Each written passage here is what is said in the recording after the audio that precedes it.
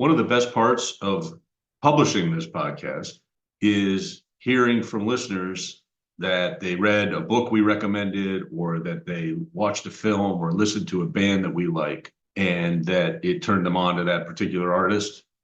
This is going to be one of those episodes.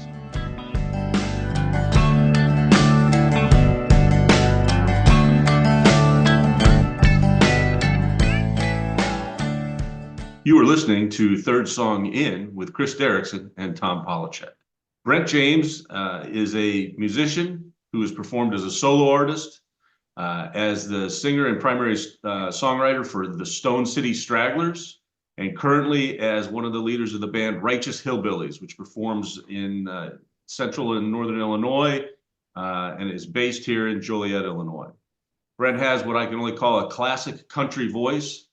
I usually, when people ask, describe Righteous Hillbillies. His current band is old school country rock.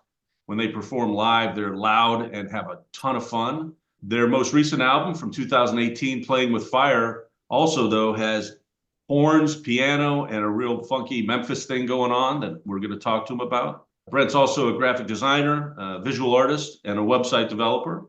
Brent James, welcome to the podcast. Good morning. Thank you for having me. Absolutely. We've been talking about having you from the very beginning, and as schedules go, sometimes it doesn't work out as quickly as we want, but I'm really happy you're here and have a bunch of questions about playing in and around the Joliet area. One thing that we were talking about just before we got started recording here was that most recent album of yours, Playing with Fire. I recall that specifically because I think it was the result of a Kickstarter campaign, very successful Kickstarter campaign. And I remember when that came out and listening to it all the way through, that it really did have a Memphis sound to it that might not have been in your earlier albums with the Hillbillies. Can you talk a little bit about that? Yeah, actually, the Kickstarter was done earlier for a prior record when we called the Muscle Shoals Sessions. Sessions. Say that 5 times fast. Muscle Shoals Sessions. It's not possible. It's not going to happen. No. So that's the one we did, actually, the Kickstarter campaign for. And I think, we had some influences on that record that had that more soul type of vibe to them. And then later on, I think that kind of just stuck with me as a writer, starting to get into bands that were coming out at that time, like Nathaniel Rateliff and the Night Sweats, who I absolutely love. I got really into that old time feel and soul and rock and roll that was being produced out of Memphis, or not Memphis, but Muscle Shoals. Even it's how when I met you, Tom, some of the music that we were into back then, Drive-By Truckers, Yep. They did a lot of recording there, and actually Patterson Hood, his father was a Muscle Shoals session player. Yeah, so there's a lot of history in that place, and when we did the Muscle Shoals Sessions, I didn't think about that title when I said that. It was we had a lot of it was a great experience going down there. We had our producer Craig Bishop, who's worked with anybody from Talking Heads, Roseanne Cash. We were hooked up with him. He was out of New York, and he flew down. We met at the studio at Chicago Street Pub. There's a studio on the third floor. We were doing rehearsals for the record, and then put together a track of songs. He kind of helped us out with some arrangements, different things like that. We ended up down in Muscle Shoals, and it was a surreal experience. We had Danny Lewis from Government Mule come in, and not actually physically come into the studio. He recorded his tracks a little bit later. And what was kind of cool about that, when we met Danny, we were playing a show at one of our favorite local watering holes, which was the Big Basin in Channahon. Mm-hmm. And we played from 2 to 6. We were supposed to meet Danny that day, and they were playing in Iowa, I think it was. It was about 2.5 hour drive, basically. And I literally jumped off a stage, and our manager at that time, road manager Scott, jumped off stage. The band took all of my equipment and packed it up for me and took it home. And me and him hopped on the road, drove 2.5 hours, and got to meet Danny. Not before the show, after the show. So we caught the show. After the show, we went to the tour bus, and we were hanging out with Danny, first time we met him, and the rest of the band literally after they got off the stage. So we're sitting at a table with Warren Haynes and everything, and talking to Warren about my big question from Warren, because one of my favorite songs from him was it's like escaping me the title. It's one of my favorite, Soulshine. Mm. So I had to ask him, what that was the inspiration for that song, and he said he basically was driving in his old beat to shit for Pinto, and he had the idea of the song come to him, and he pulled over immediately and like wrote it down on a napkin, and it was all about his father. And he rushed home, and he had the music and everything in his head. He rushed home and he sat down, and the song came out. And then we got talking about Muscle Shoals, and he's like, we had already started working there and stuff, and he's like, that place has got ghosts in it. He's like, I don't, you'll feel them. And he's like, one time we were doing a track there. He's like, I don't remember what song we were singing, but I was in the vocal booth and I was singing laying down my lead vocal track.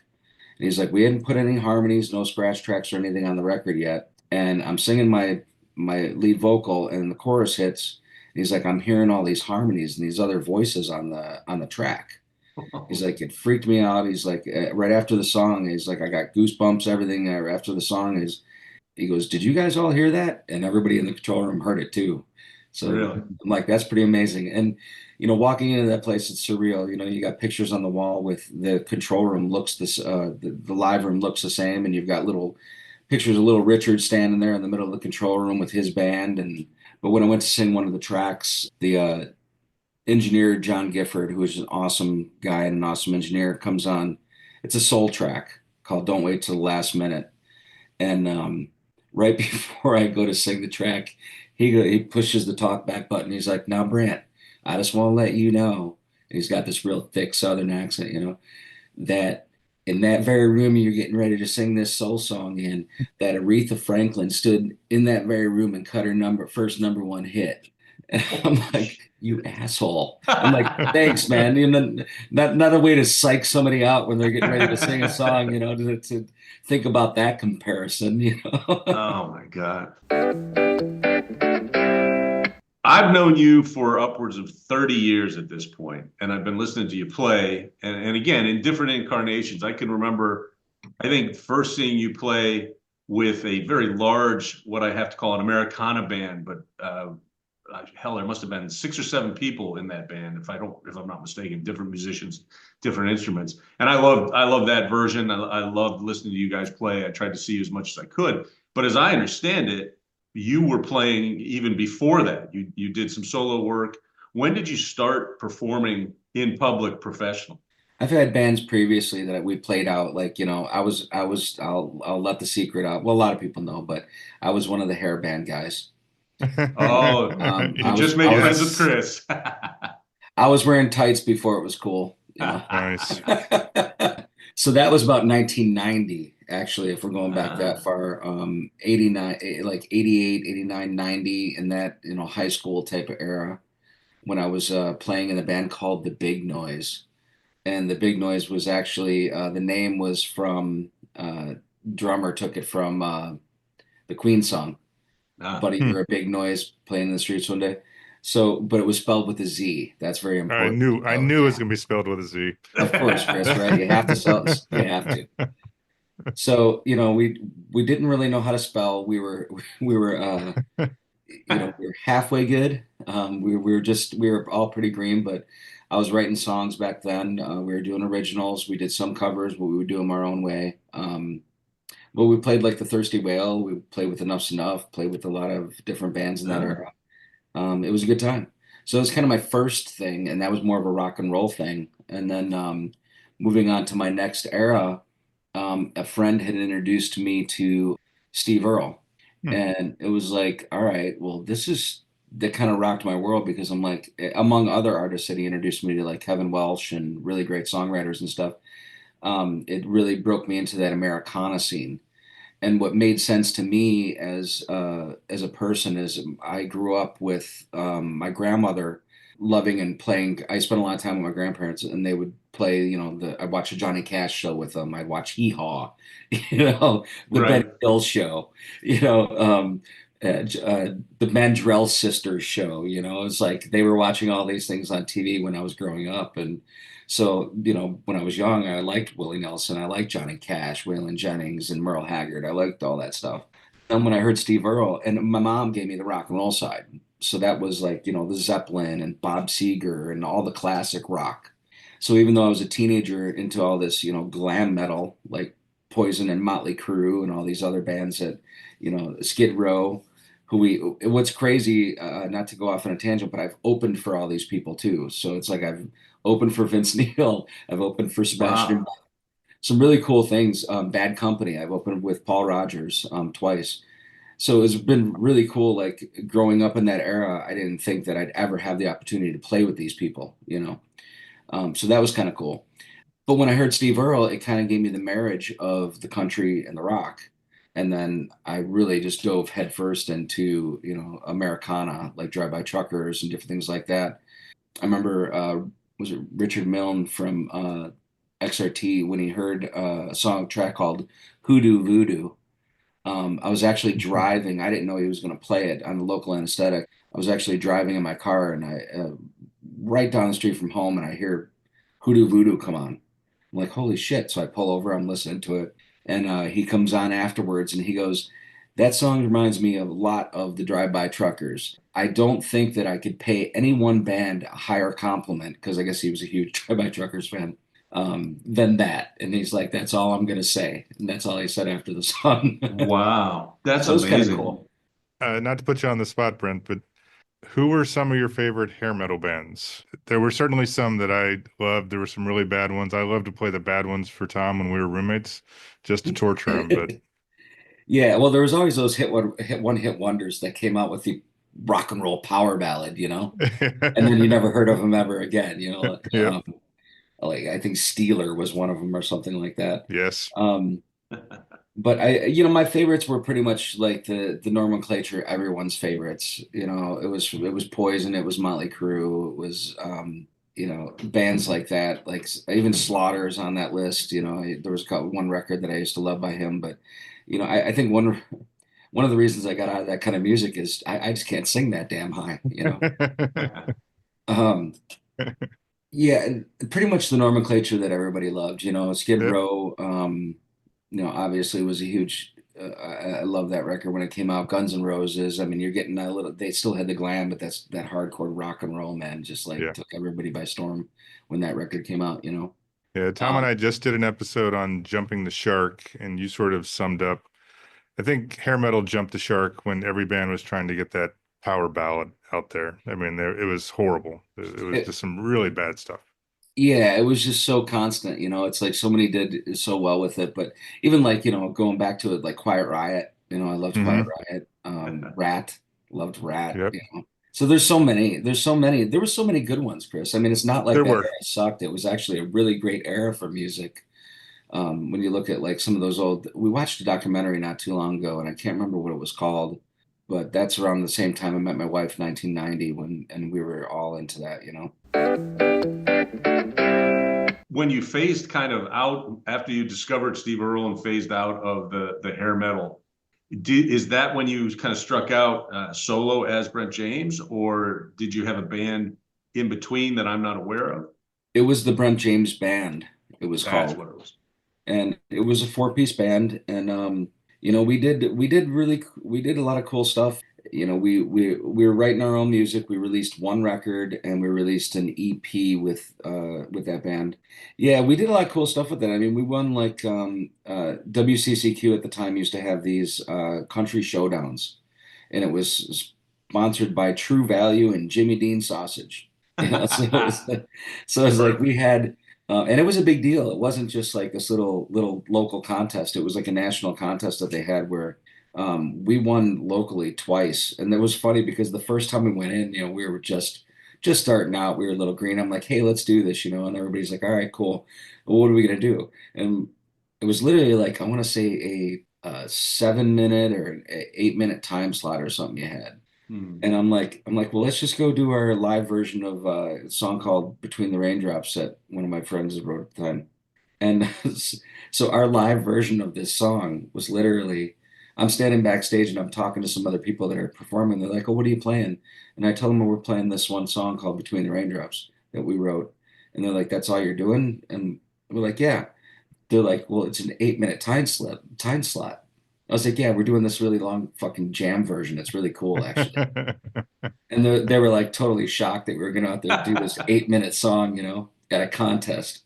And we went out there and we did it and we won. We went straight down to the next one was at DuPage County Fairgrounds in Wheaton. And I think that year we opened for the contest was held right before the main entertainer. And I think the first year was Lori Morgan, which I wasn't huge, never really knew much of her music. And then after I met her, I wasn't really a big fan of her either. Oh yeah. Just kind of one of those divas, but hey, it's Lori Morgan. I'd be a Yeah. diva too, right? Yeah. It's sometimes I guess you can earn that. Yeah. So then the next year we did the same damn thing. I think we added a song and cut the version down though. So the next year we won again locally, and we went back down to the DuPage County Fairgrounds, and we opened for Brad Paisley, Hmm. which was really cool. And that band, I was like you described, it was more of my singing style was more of the classic type of country where it was that Right. rounded, like Merle Haggard type of, not that classic, but that type of voice. And then I started losing that as the Stragglers came in, finding my own voice and losing that country edge. And I think now I sing with more, depending on what it is, I'm definitely more with a rock and roll type of style to some of the songs. Like even when you listen to Bound to Change, people have referenced, that has a Chris Robinson feel to the lead Mhm. vocal. Yeah, I would definitely say there's been kind of I don't think it's fair to call it an evolution, but certainly a modification of your voice, depending on who you're playing with. Stone City Stragglers was definitely a very kind of Americana type Yeah. of outfit, whereas and I think Righteous Hillbillies, I mean, you guys are much more of a rock and roll band, particularly when you guys play live, it is a great rock and roll show for sure. But have you made those changes? I guess I'm trying to. Does your comfort level change, or does it just feel like a natural thing for you to do to go from one to the other, or is it more out of necessity? How would you describe that part of the evolution? Well, there's one thing that I always loved about Paul McCartney, and it's like if you listen to tracks on Paul McCartney's recorded throughout history, sometimes he'll change up his voice, and like, one song is sung like this, and then the next song is more soul, and the next one's more, like maybe I'm amazed, and Hmm. it's like it to me, it's like whatever fits the song. It's not like I'm trying to put on an Yeah. accent or something, obviously I wasn't capable of doing these different like little, and they're minute changes. It's like even if you try to write a song, like I'm going to write a song like so and so, it still ends up like you, you Right. know. So there might be an influence of that, but it's still in the end all going to sound like you. I could take two tracks, one that's a little more country and one that's a little bit more rock and roll or soul. And it might be, that I'm singing the rock and roll one more in my upper register, and the other one I'm singing in a lower register in a chest voice. So there's where the difference comes in, is, maybe chest voice compared to, your head voice, or, your upper range. Now, and have you had any formal training with voice? Because you have a very distinctive singing voice, and as you said, even when you're singing, when if I listen to a Brent James Band song versus a Righteous Hillbilly song, I can still it's clearly your voice. I mean, I can Yeah. pick out your voice regardless. Did you study it all? Did you have any formal training? Did you do anything along those lines? I took some vocal lessons. It was pre Stone City Stragglers, and she was locally. I can't remember the lady's name. I think her last name was King, something King, and she was an opera singer. And I took some lessons from her locally, and just basically learning how to like breathe properly is number one. And then later on, I took lessons again from a lady named Bronya, and she again had an opera background, which I'd never understood that opera thing. It's like you can really belt out some notes, but it's like crazy what some of those singers can do. It's just like beyond my comprehension. That obviously wasn't where I was going to go, but it's kind of unique because the first vocal teacher that I went to, I mean, she had me singing songs in Italian, and it was Huh. just like Freddie Mercury did, an opera record. It's actually really good. but it was like it was just different, because you learn how to like not be restrictive, and it's like I've accumulated so many bad habits over the years with singing. There's still times on stage where I'm like, hey, you're here, you need to relax your throat a little bit, because it might be a song where it's like you're trying to hit a tall note or a large high note, and so there's still times where that training pulls into my mind. I'm like, all right, you need to breathe, dude. You're not breathing, so it still pops in my head, and it's definitely helped me out throughout recording and doing different things like that and live performances. Because I'm used to playing 4-hour shows, and when you Mhm. do that, there were times we'd go on the road and we were playing Thursday, Friday, Saturday, Sunday, and a 4-hour show for 4 days in a row is it kicks your butt. Yeah, I can't Yeah. even imagine. Speaking of being on the road, I don't want to forget to get some plugs in for you a couple times during this episode. First of all, anybody who's interested can find information about your music with the Righteous Hillbillies at righteoushillbillies.com. Your Facebook page is also Righteous Hillbillies.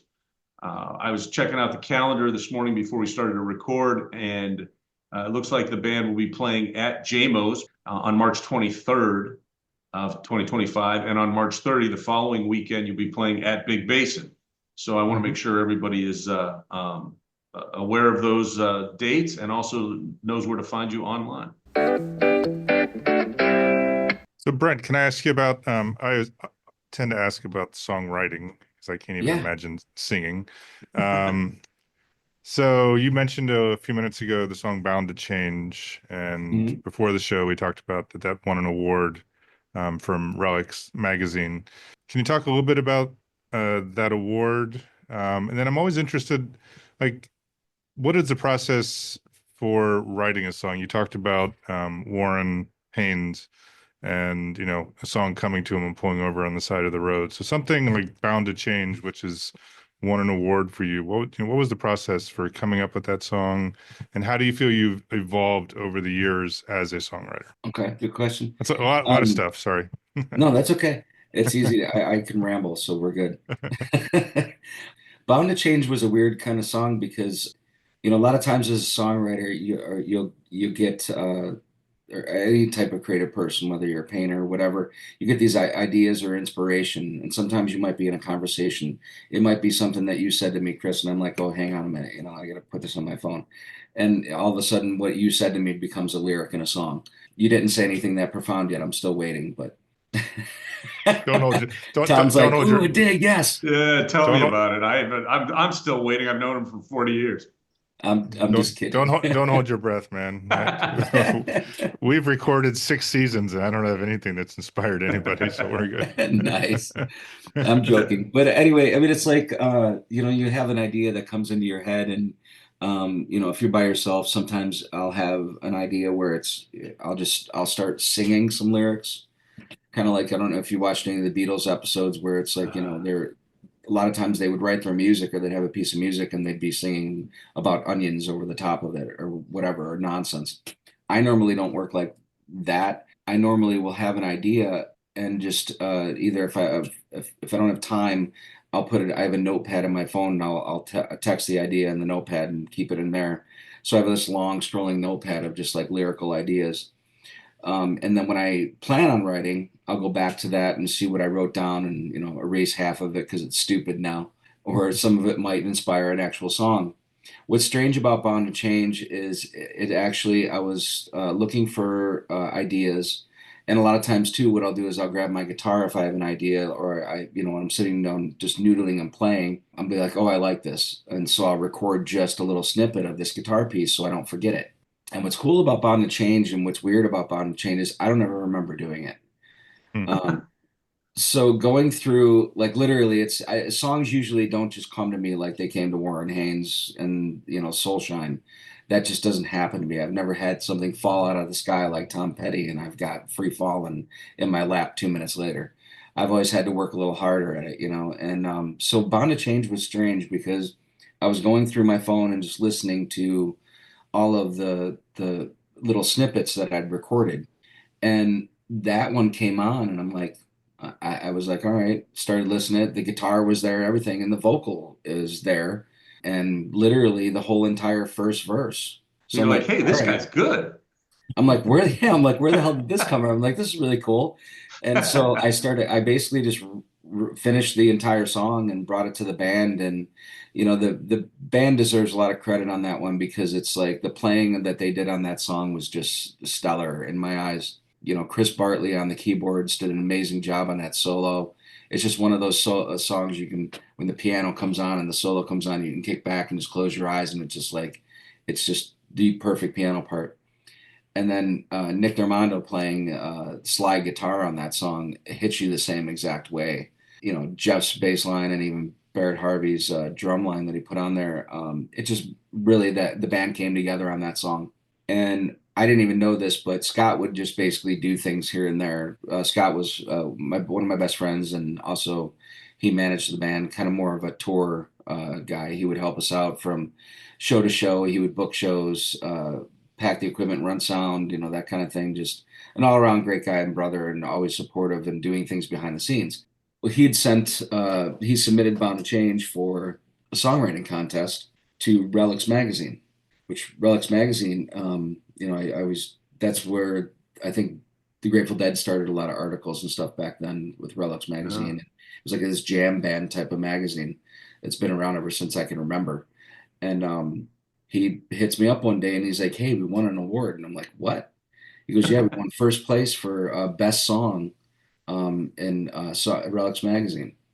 And he's like, "We get a feature article and we get a free ad and blah blah blah blah blah." And I was just like kind of blown away by it because I've submitted to some songwriting contests here and there, and just like one of those things along with 500 other thousand submissions, you just never hear a peep out of whether they even received it or just took your money. Right. So it was pretty exciting, the whole band. I think it was a good lift for the band. We had just released the record and had a little accolade under our belt. And which album is that on? That one is on Playing with Fire. Should be on the last record. Gotcha. Yeah. That we And did that song we are going to play for the listeners at the end of this episode. So make sure you listen all the way to the end for Bound to Change, an award-winning song written by Brent James. Yeah, so that's Chris. I mean, to answer your question, I'm the writer that might have an idea, and then when I have time, I'll sit down and like take those ideas, kind of piece them together, expand upon them. I've also co-written with some people as well, where we get together and just kind of sometimes you get together and you're sitting across from each other with a piece of paper and a pen and just like staring at each other with a blank piece of paper. And then you might write down an idea and it's like, all right, well, okay, I'm gonna expand on that, give me 5 minutes, don't say anything. And so it's like I'll write something down and then we kind of would throw ideas, and these are mainly lyrical ideas. And then I would have a guitar. The other person that I wrote with, co-wrote some songs with, was Dave Masiocha. But I was co-writing with him, and we wrote some cool songs like "Beautifully Broken." We co-wrote the lyrics together, and I wrote the music. That one's another story too, because when I was talking to Danny Lewis on the phone from Government Mule about the record and stuff that we were recording with him, he was laying down some keyboard parts for that. And he goes, "I see you had a song called Beautifully Broken." He goes, "We have a song called Beautifully Broken." Government Mule does. Right. And he co-wrote that with Warren. And I'm like, "Yeah, I seen that." I was like, I didn't see it really. I think I said after I wrote the song, I kind of searched it up and seen that you guys had that song. And he's like, "But," I'm like, "They're completely different, man." He goes, "I get it." He's like, "You can't copyright a title." I'm like, "No." Right. Do you, So, yeah, I have to work a little harder, Chris, for my songwriting, it seems. do you go to co-write with someone when you feel like you're kind of not coming up with something on your own, you're working, overly hard and not coming up with something, or how does it come No, about that you end up co-writing or sitting down with someone? I am the type of person that always just likes the camaraderie, I think. It's like I'm very independent and I don't mind being alone. Shit, I'll go to eat dinner alone. I'll go to a movie alone. I don't need anybody to do that type of activity with me. It's just like one of those things where it's like I like the camaraderie of doing it. Like, hey, it's a brotherhood. Let's get together. Let's play some music. Let's write a song. Let's go in the studio. Let's record a great record. So I like that whole teamwork type of aspect of doing things. Plus, what's cool about it is, you can have a great idea, but what's cool about it too is that, the other person that you're with, you never know what they're going to come up with. You know, it might be that great line that you just couldn't spit out of your head, and all of a sudden they come back at you and they got this great line, and you're like, that's perfect. That's exactly what we're looking for. Or you can help speed along the process because you have two minds thinking in directions. Sometimes they're in opposite directions and things don't work out, but it's nice because, you know, it can kind of it forces you to unfold the story. And the other thing too is I'm a bad procrastinator. I will do everything at the last minute. You know, my wife loves that about me. I'm also very spontaneous. And I've gotten her to be more spontaneous over the years. You know, I'm not a planner. I'm the more let's see what happens and see what opportunities type of arise. That it forces. I find myself like, all right, so and so is coming over tomorrow at Right. 2 o'clock. I have to do this. And it might be, you know, in my life, I'll be like, oh man, you know, if it was just me, like, oh, I got a date with myself and I'm going to sit down and write at 2 p.m. It's like, I'll probably find every excuse in the book not to do that. Well, I got this to do, you know, and I'm just going to sit on the couch and just put this on for a little bit or something, you know, or I'm going to do this instead. It forces you to do what you should be doing, I guess. Yeah, that makes sense. Prior to the podcast, Brent, we talked to you a little bit about putting together a playlist. Typically with our guests, we ask them to come up with some kind of theme, something that we can all, you know, a hook that we can all hang some musical choices on. And happens more often than I ever thought it would, because Chris and I have been doing this kind of thing for the last 35 years. But you came up with a theme we hadn't thought of in the past, and I think it turned out to create kind of a cool little playlist. Can you tell us what you decided or what you wanted to do, and then you can give us your first pick for this playlist? Sure. So this has no like really huge, my playlist has no merit. Like, all right, I came up with this idea because of this, you know, there's nothing, literally, I was looking at the artist that I was listening to right now, and I'm like, all right, the playlist has to have a theme. And what's the theme? I listen to a pretty diverse gamut of music, I think, from anything from country to rock to, bluegrass, everything. I'm all over the map. And I'm like, I want to kind of do a playlist where I'm sharing those musical inspirations that are all over the map. I don't want to just pick one genre or, you know, music or style. So I looked at the favorite artists that I was listening to right now. I picked four of them, and I'm like, all right, what do these four artists have in common? And I'm like absolutely nothing. There is nothing in common with any of these artists. So I found that they each had a song with the word you in it. So I'm like, all right. So the theme for this is going to be you. And the you has to be in the title. And I think I slightly cheated on one of them, and I don't know if you guys caught it, but the one song that I picked is from Sierra Farrell, and it's called Why'd Ya Do It? But I'm like, yeah, you, why'd you do it? And I typed it out, why'd you do it? So you wouldn't call me on it until you tried to Yeah, I look didn't up catch it, I gotta tell you. Although I was tempted to pick songs that only had the letter U in it, but that turned out to be primarily just Prince songs, so I decided not to go that route. Right. So first of all, I think it was a great idea, and I think it did exactly what you were trying to do, which was, if you look at the songs that Chris and I picked, they're also all over the board in terms of genre. I think that was a cool way to bring that out. And as you said, just kind of, you know, in my case, just let me pick a couple songs from artists I really like that we've never put on a playlist before, but that don't necessarily have anything to do with each other. What was your first choice? What's the first song that's going to go on this playlist? Well, let's go with Sierra Farrell first. And like I said, what's interesting about this, these normally, if I was introducing you to these artists and you never heard them before, these are probably songs I wouldn't have chosen to put on the playlist. I would have probably chosen something different for them, but I had to keep with that theme of the common denominator. Right. So this song, I tend to find artists like it's really strange. Like usually like a month or 2 months prior, you know, when I find them, they're playing at like, you know, Fitzgerald's and you know, which fits maybe 200 people, if that. Right. Yeah. And then 2 months after I find these people, they're selling out the United Center. So I don't know. It's really strange. Maybe I should have been like an A&R guy instead. Um, but Sierra Farrell, I found her right before she kind of like became hugely popular, and now she's just skyrocketed. And with great means. I mean, she's amazing. What I love about her style of music, it's Americana, but she also has some songs that are like really honky tonk. She's got some songs like Loretta Lynn style, Dolly Parton early like honky tonk stuff, and then she's got other stuff that are very Americana. Another song that sounds like it's got a gypsy feel to it. She's all over the map, but vocally, she's amazing. One of my favorite singers right now. Cool, cool. Chris, you want to add the second one? Sure. So first off, you may dismiss it a little bit, but it's an awesome topic for playlist because Yeah, I think so. this too. got me looking through my whole library of stuff, and obviously you is in a lot of stuff, but I do find that maybe I'm a little self-focused because I wanted to choose all the songs that either had me or I in it. So just saying that. And then last comparison to Brent, he finds artists that explode into popularity. I find artists that as soon as I find them, they break up like the next year. So you definitely want Brent as your As your good luck charm, right? your good luck charm, not me. So with that, and a band that didn't last all that long, it's one of my favorite songs, and I'm surprised that they didn't make a little bit more of a wave, was a band called Earl Greyhound. I think they're out of Brooklyn. The song is from 2010's album Soft Targets, and it's Yeah, I Love You. It's got some awesome guitar. It starts out with some feedback, and it's got a really heavy blues feel to it.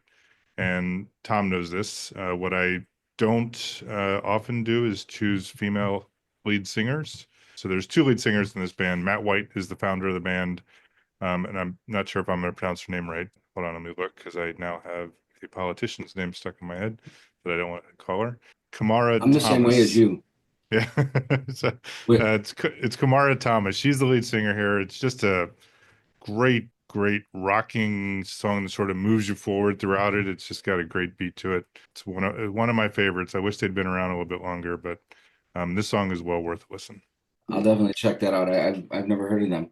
Yeah, actually, me either. And usually I at least get a little taste of the stuff that Chris puts on the list, and that's one I've not heard. Yeah, and Uh, I'm like you, Chris. I don't normally go for some reason for girl singers. Yeah. I'm usually gravitated more towards male performers. I don't know why, but Sierra is an exception to that rule. I love her. yeah, excellent, So excellent. I know why. Sorry, I didn't mean to slow down our playlist picks, but for me, which is probably a very different reason for you, I can't sing to save my day, to save my Yeah. life. So when I listen, I often imagine myself singing. So it's a lot harder to imagine myself singing as a woman. Although I guess I should be able to be creative. Except But, maybe Janis Joplin, maybe her. yeah, exactly. So that's my excuse at least. Fair enough. My Tom? my pick for the third song on this playlist is titled "You Can Make Him Like You." So I got two U's in there. Just want to point that out. Wow. It's from the album "Boys and Girls in America" by the Hold Steady. Hold Steady is just a great. I don't know what to call them other than an alternative rock band. They've got their own style. They're almost genreless in my opinion. But that album in particular, "Boys and Girls in America," is great from beginning to end. And I wanted to get a Hold Steady song on the list, so I was happy to see they had one with you in the title twice. Nice. You win. I win. What's your second choice, Brent? My second choice was a group called and I don't know if it's Kaleo or Kaleo. I've loved this band. I just think they're amazing. They're out of like Switzerland or Sweden or something. And if you pull up any of their videos are literally all in these amazing like areas. Like one of the songs, it's literally an active volcano in the background, and he's in the foreground. And he got the chance to go out. They literally grabbed an acoustic and went out there and recorded the song live with this volcano going off in the background, and it's just Wow. amazing. Every time I watch these videos, I'm like just like amazed and a little bit envious, you know. And young singer, I mean, he can't be. He's probably in his late 20s, early 30s, maybe.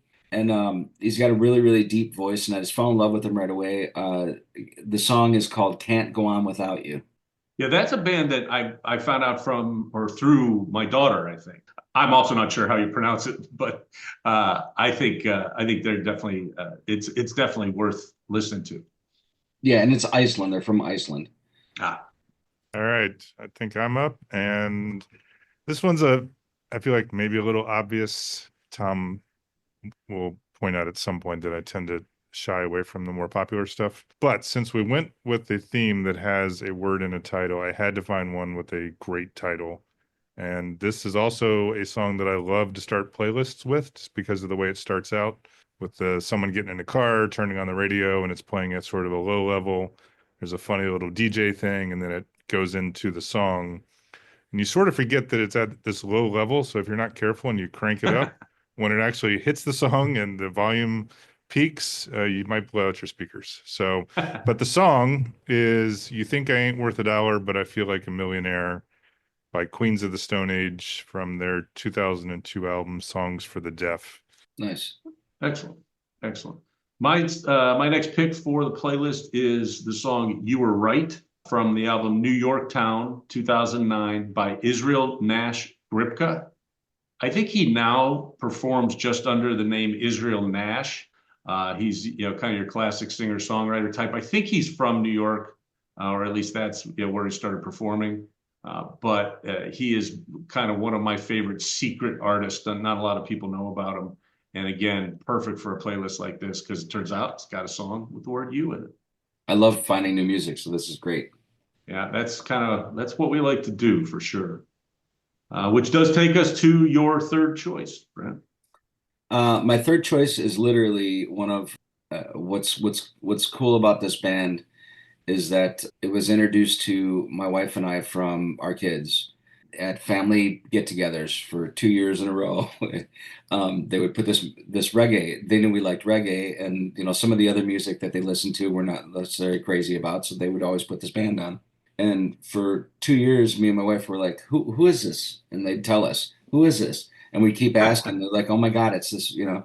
And so finally, my daughter's like, "Hey, they're playing in Chicago. Do you guys want to go?" And we're like, "Yeah."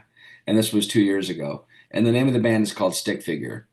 So what's special about Stick Figure is not only is their music amazing, their uh, their attitudes, everything about it is a reggae dub type of band. But what's cool about it and special about it is it's something that we share as a family musically. We went out to Red Rocks last year, had an amazing show together. It was just really great time for the family to be able to connect that way and spend that time together. And they're just phenomenal. The main guy, Scott Woodruff, pretty much writes all the material in his home studio. But the other members of the band are just amazing talents that add to it as well. And the song I chose for that is called All For You. I was surprised to hear or see a reggae song on your list, Brent. We've known each other for a while. That's not one that I expected, and I tried to listen. Actually, I did listen to all of your choices before recording this morning, and that song is fantastic. It's really a lot of fun. You're gonna love them, Tom. Really do a little bit of a deep dive into them, and you'll love them. We actually play in the Hillbillies. We play two reggae songs live. Boy, Hmm. that must have passed me by, or maybe it's just because of how they're arranged. But Yeah, I was surprised to see reggae there, and really enjoyed it. It really is a cool song. I will listen to more. cool. All right. My third and final song for this playlist is artist that you mentioned a little bit ago. And I didn't do this on purpose, but Kevin Welch's Something About You, without Nice. the A on about. He's been a favorite for years. I wish I'm not seeing a lot of music that he's putting out these days. In He's fact, in Australia right now. oh, Yeah, is he really? Okay. with kind of a I have a hot story. younger wife. Yeah, I have a story about him after you finish your song. Well, I'll be quick. So, this is to me, this song typifies his songwriting style. It's great lyrics, country-ish. I remember, so I'll embarrass myself. So, reason I chose him is aside from being a favorite, I saw him live at a place in Annapolis called It's a listening room called the Ram's Head, and he came out and said he had a head cold. He could barely hear himself, and he apologized. And it was still one of the best shows that I've ever seen. He just a man and his guitar, and he was awesome. He was great. He came out afterwards and I was asking him something, and I was probably all dumb and probably half drunk, and I mentioned that he called him sort of a country artist, and he did not like that characterization all that much. He was polite about it, but it just got me to thinking a little bit more about how I characterize these folks. 'Cause, I mean, he's, to the average listener, you would think of him as more country because he's got a bit of a southern feel to it, but it's definitely more roots or Americana. So Yeah, that Western. This, whatever in fact, that that is. album was called Western Beat, and I feel like Yeah. maybe that's a good song. So, what's your story about him, Brent? I actually have kind of two stories. I don't know how long the segment is. I feel like I could talk for another 2 hours. Give it to us. But basically, with Kevin Welsh, I did uh, one story. I know you've had John Conran on here before, and so the story that I have with John Conran and Kevin Welsh is I invited John to go see Kieran Kane and Kevin Welsh at Fitzgerald's. And it just so happened it was like in late January, early February or something, and it was snowing out. It was bad conditions, and I had this old like I don't know what kind of van, and it was fishtailing all over the place, And so I pick him up, and we're just about to get on to from the Louis Joliet Mall off of 30 onto 55. And we're fishtailing off the thing. And he's sitting there and he's holding on to his seat. And he's like, he had just got off of getting in a car accident Oh yeah. where it was like he was, his leg was messed up and stuff. And so he was just like on kinds of pins and needles. He's like, you sure we can just go home? We don't have to go out here. The weather's bad. And I'm like, no, man, we're going to this show. We're going to see this show. We'll be fine. I'll drive slow. So we're like white knuckling it down 55 to get to the show. It's literally bad. There's no plows on it. The highway's just white. So we get there and it cleared up and we ended up getting there and watched the show. And John immediately was just like floored by the two. It was just the two of them together, no band. And he was like, we could do that. And I'm like, yeah, we could, in our spare time, John, in his spare time and my spare time at that time, nobody's got any time to do that kind of thing. We both got our own things going. So that was kind of my first story in an introduction to Kevin Walsh. I took John Conrad onto him. I scared him on the way to the show, and he ended up loving it. Second story Awesome. is during COVID. Nobody had nothing to do. Everybody was in their houses. I work from home anyway, so nothing really changed too much for me. I'm used to being here. But scrolling Facebook one day, and I see, Kevin Walsh used to do these summer songwriting things, these camps. And I'm like, how cool would that be? Steve Earle does them too, where you can go to like Mexico or, wherever in the world and go to this like retreat where it's like a songwriter, you have your guitar, you go to workshops and stuff, and you go and it's with Steve Earle and Kevin Walsh did the same thing for years. Well, now that he's tapped up with COVID and stuff, he puts out there that, hey, I'm going to do some online Zoom songwriting classes. So just as you and I are right now, I'm like, I'm doing this, man. I got nothing else to do. It's freaking Kevin Welsh. I've been listening to him for years, Let's see what this guy thinks about my music and, kind of do this. So I signed up for songwriting lessons with him. And what's crazy about our time together that we had when I was doing this is we would just bullshit a lot.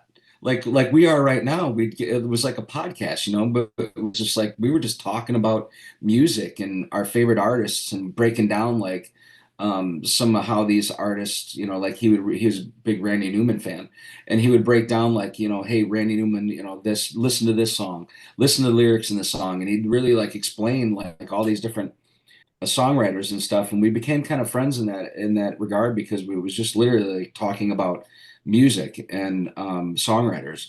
And he would, we did get to the portion where it was like I'd sent him a bunch of music prior to our first session, and he sent me an email back, and actually it was on our first call.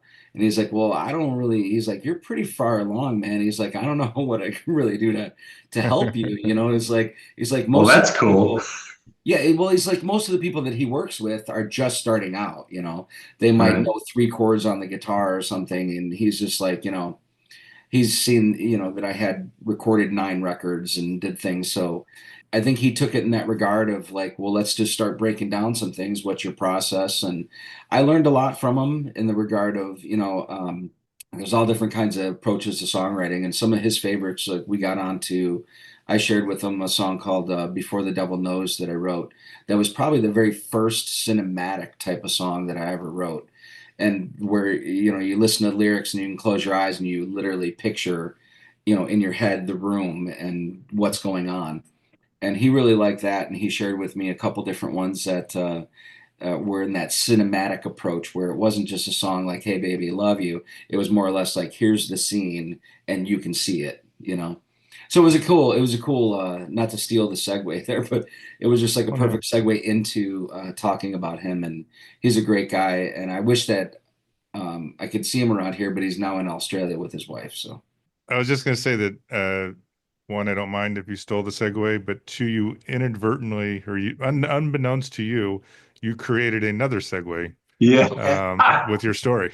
with Randy Yeah, Newman, because Yes. Randy Newman, because my final pick for the playlist get is out of you here. can is You Can Leave Your Hat On by Randy Newman from Sail Away from Wow, that's 1972. kind of crazy. Yeah, isn't that Isn't funny? it? It's weird how that happens. But that is my final song.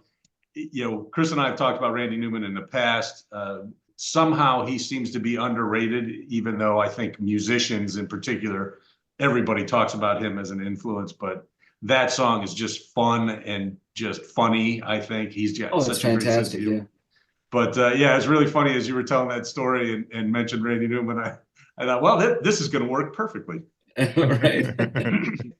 I got to say, I think it's the coolest thing in the world that you were one-on-one with Kevin Welch, who I think is a Yeah. phenomenal songwriter. The song that Chris picked, I could have easily chosen as well.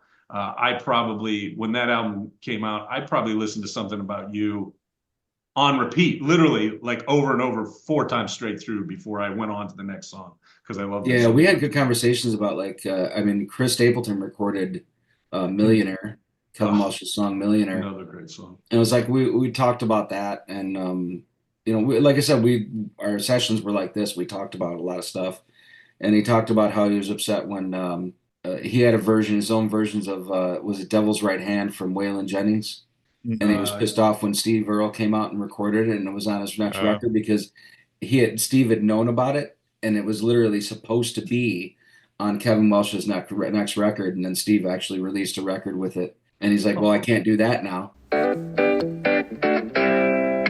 Well, so again, my choice, perfect segue, is the "You Can Leave Your Hat On" by Randy Newman, which leads us to your final choice for the playlist. All right, so my last final choice is a kid that obviously has taken the entire world by storm in the bluegrass world.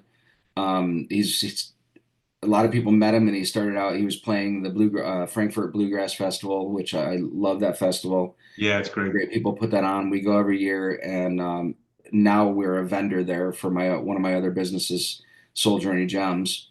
We've been vending there for the past 3 years, and unfortunately he can't play there anymore because he's huge now. Is Billy Strings. What I love about Billy is not only is he like staying true to some of that traditional bluegrass music, but he's taken it even further into like this psychedelic rock realm that he's added with a lot of the songs that you listen to on his records. And he's just a phenomenal soul and just a great player. So the song is called "These Memories of You." And this one, what's cool about the song is this one that he did with his father. And Oh, that is um, cool. yeah, when we seen him in Chicago, the first night, we went both 2 nights last year. And the first night, he brought his dad out on stage with him, and his dad played acoustic with him, and they did a song just by themselves, father and son there, right in the middle. And you could just tell his dad did not want to get off that stage, man. He's just in his heyday, like these thousands of people, it was a beautiful moment. And so I'm glad that this, again, not, this song doesn't feature all of Billy's talents, but it's really special because it's him and his father together. Did you see him play at Lollapalooza, or did you see him at a different venue? No, we went and seen him at Rosemont. Yeah, because the first time I ever heard him, Lollapalooza here in Chicago every summer, it's got to be 2 or 3 years ago because he was on a smaller stage and earlier in the day. He wasn't a headliner by any means. And I was just watching online because Lala puts pretty much everything up streaming these days. And I was here at the office, as a matter of fact, and my partner and I were just kind of watching some of it. I think it was over the lunch hour, maybe. And I was like, who is that guy? I've never heard of him before, never heard his music before. And I became really enamored of his stuff. I'm also a Billy Strings fan. I think he's really cool. I think I'm looking forward to what else he does as he keeps going on. Yeah, the live record. I don't know if you have the live record. The live record's fantastic too. I don't. I'll have to listen to that for sure. Yeah. All right, so that is our special playlist. Haven't come up with a title, but it's going to have the word "you" in it. I guarantee you. You'll be able to search for it on all of our streaming or all of these streaming services: Spotify, Apple Music, YouTube. What am I I was forgetting? listening to you. Oh, you weren't listening to me. Amazon Music is what I meant to say. Anyway, search it. It'll be listed under a third song in playlist. You'll find it on any of the streamers that you would like, and we'll also put it up on our as mentioned page on thirdsonginpodcast.com. So that'll be up by the time you listen to this episode. Go find us, go listen to it. I think it's a cool collection of songs, actually, very eclectic collection of songs. Should be fun. I agree, and I've already come up with the title unbeknownst, even though Tom doesn't know it. I use unbeknownst now twice. If I find a word, I keep using it. So, or I make up a word. So, but what's our title going to be? Is you in the title though? Yes, it's going to start with you. It's you need to listen to this. Nice. Your third song in playlist. So I'm typing it in right now. So again, before I forget, you can look for Brent's band at righteoushillbillies.com. You can find them on Facebook under Righteous Hillbillies. I know from scanning those sites that you can find notifications of their dates, when they're going to be playing, where they're going to be playing. I do want to remind everybody that they'll be playing at JMO's, which is where? What town is that in, Brent? Do you know? JMO's is in Mokina, and that's going to be a trio show. That's without. The one thing we didn't get to talk about was Brett's, and Brett being the Stone City Stragglers drummer is now the Red Hillbillies drummer. Oh yeah, that's right. I we'll did be forget without Brett, unfortunately, that day. And a lot of the winter shows they want to cut back their cost for entertainment. So we do a lot of trio shows around then. So Righteous Hillbillies Trio will be playing at JMO's on March 23 in Mokina, Illinois. And on March 30, is it the full band or the trio at Big Basin? That's a trio as well. The first full band show isn't until May, I believe. Excellent. Well, that's when you want to take a look at righteoushillbillies.com or look for them on Facebook to see their future dates. And as a reminder to our listeners, if you hang with us to the end, we are going to play the award-winning Righteous Hillbillies song, Bound to Change. You will be able to hear that in its entirety at the end of this episode. All right, so our next segment is our recommendations. Every episode, Chris and I like to make a recommendation. For recent seasons, we've been keeping those recommendations within a decade, a particular decade. And this season, it is the 90s. We are up to 1994, and we both have pop culture recommendations from 1994. Chris, what do you got? I was excited when I looked at the list of best movies in 1994, because it had one of my favorites, directed by Luc Besson, Leon the Professional, starring a young Natalie Portman, a crazy-ass Gary Oldman, and Jean Reno playing the hitman, and just, I think, one of the most endearing and just entertaining movies that I've seen. I don't know, I guess maybe I have to at least put this out there, that there's some kind of weirdness, the youngness of Natalie Portman. Yes. But I don't think it ever crosses any line. In fact, the lead character, played by Jean Reno, Leon, is always very true to just being more of a fatherly figure, whereas Natalie Portman is often flirting with him and other stuff, which it comes right up to the level of creepy, I guess, but I choose to feel like they handled it fairly well. The movie itself is fantastic. Gary Oldman has an over-the-top performance, and he's worth it, but I think Jean Reno is obviously he's the star, and he does a fantastic job all the way through in training her basically to defend herself, but he's training her to become a hitman to eventually take his place. Yeah, I think that the character, Jean Reno's character, is very protective of her. Yeah. I think the creepiness, unfortunately, probably comes more from how the director directs Yeah. the whole film. Because you're right, there's kind of a weirdness there because she's so young. Yeah. Although even then, you were like, this girl is going to become a beautiful woman, which was dead on. The other thing is I think Jean Reno is now a questionable character. I think he's had some Oh, bad really? press. But in That's not recent good. years, I don't know how far back it reaches. I don't think it reaches to that film. I'm with you. I love that movie. I like it. I tend to rewatch it every few years. Yeah, I same. think it's good.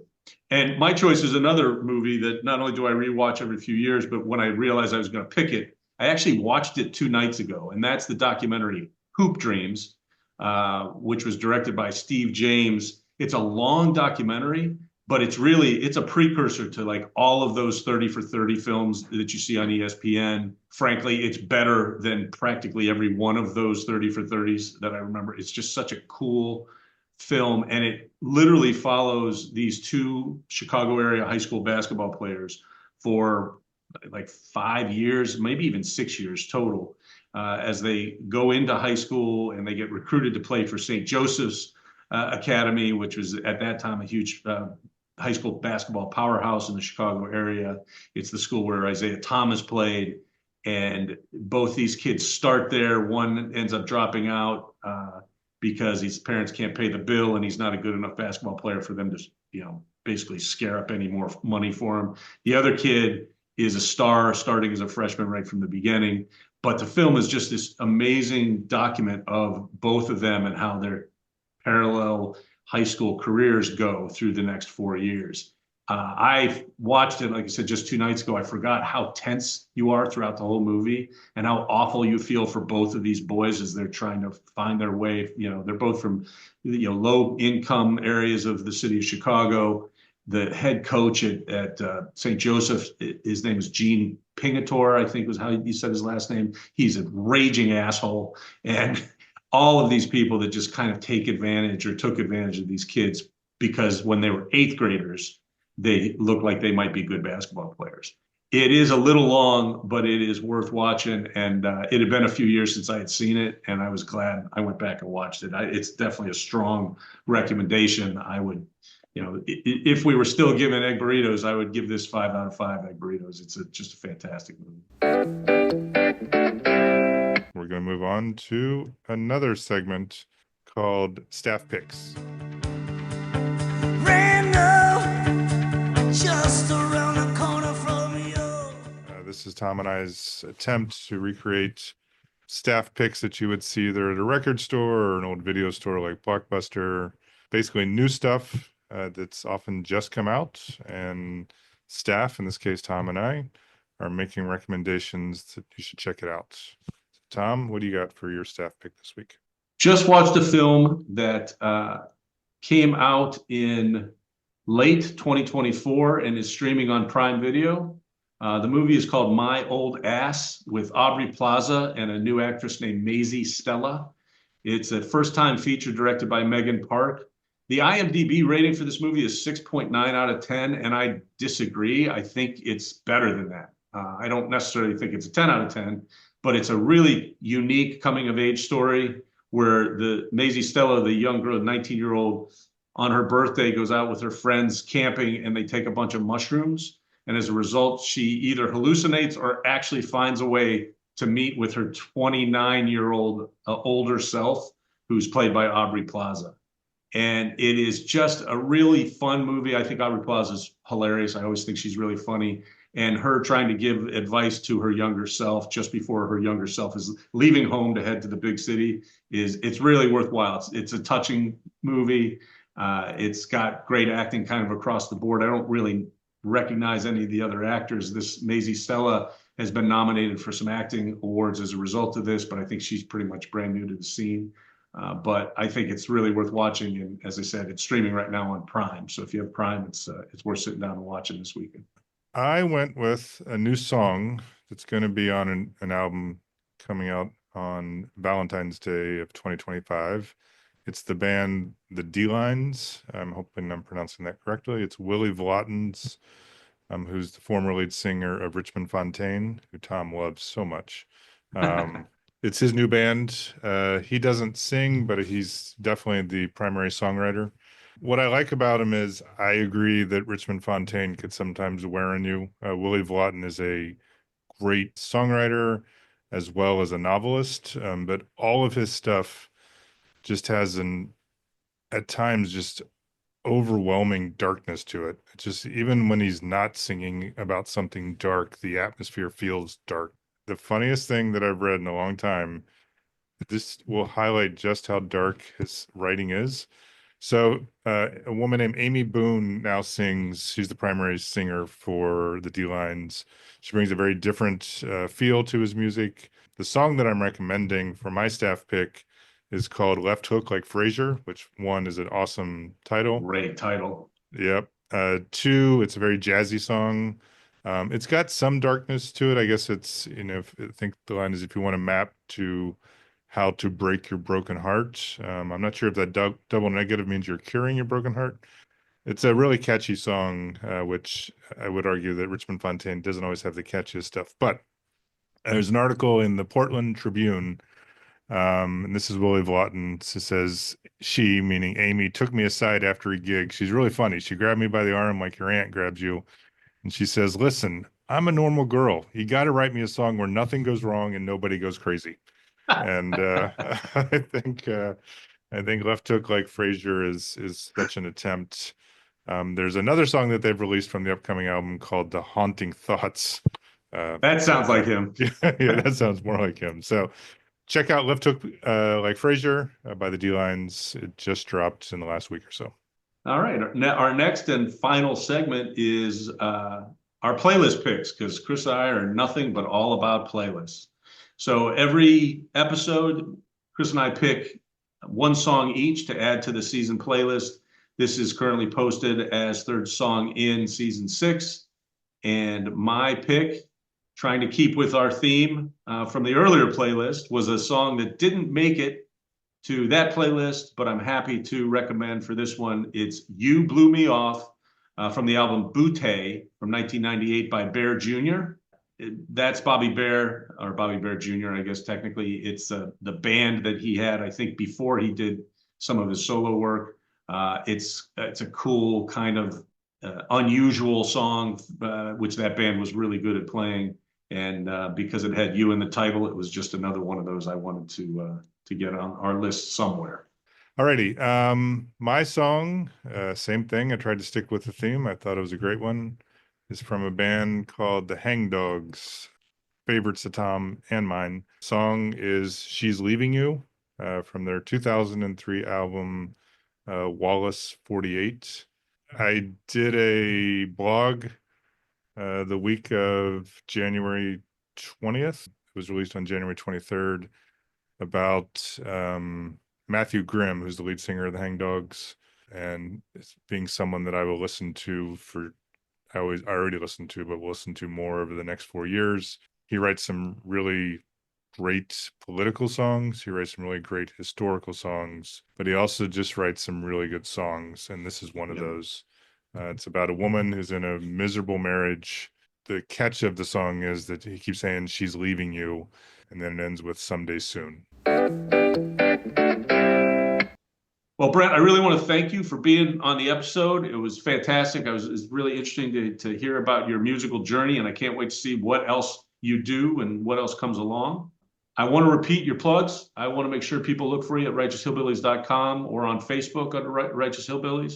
And if you get a chance and you live in, I don't know, central northern Illinois, look for Righteous Hillbillies or the Righteous Hillbillies Trio. They are a great live act to go see. Yeah, thank you for having me. I appreciate it.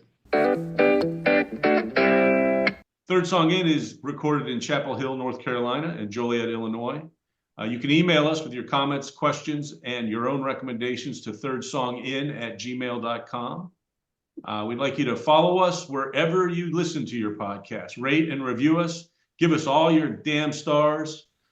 Check out our website, thirdsonginpodcast.com. where you'll find links to all of our episodes, all of our blogs, and especially to our As Mentioned page, where we'll include information on our guests like Brent, including links to his Facebook page, website, and more information on his music and upcoming shows.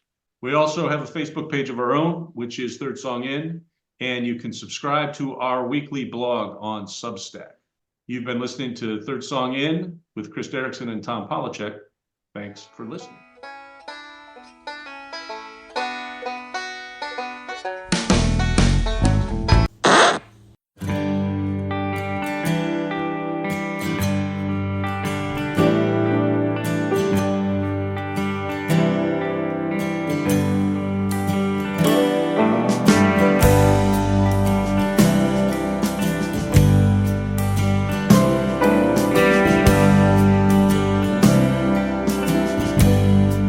Standing in the ashes with your feet on fire, I won't be there waiting or to feed your desire.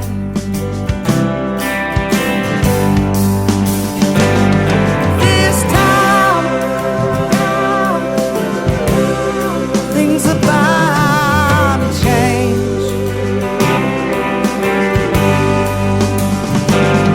This time, oh, things about to change. Been telling yourself for a while, but you clued no one in. Walk through life with a painted smile and a vision like a kid.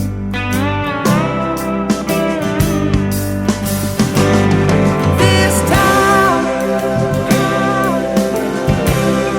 things are bound to change. This time, oh,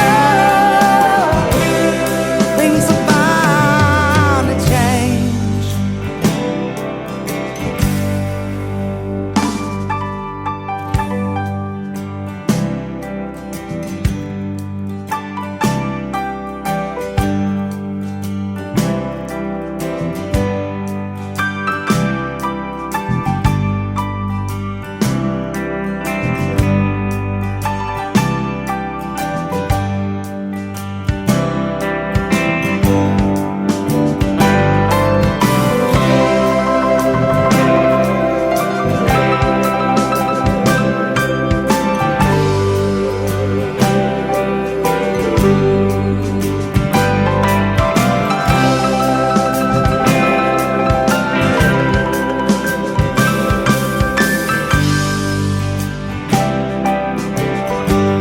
We hit the ground running. Words too fast for thought. Never paid love attention. Set to fail from the start.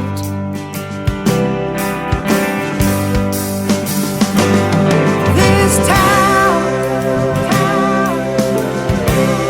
things are bound to change. This time, oh, things are bound to change.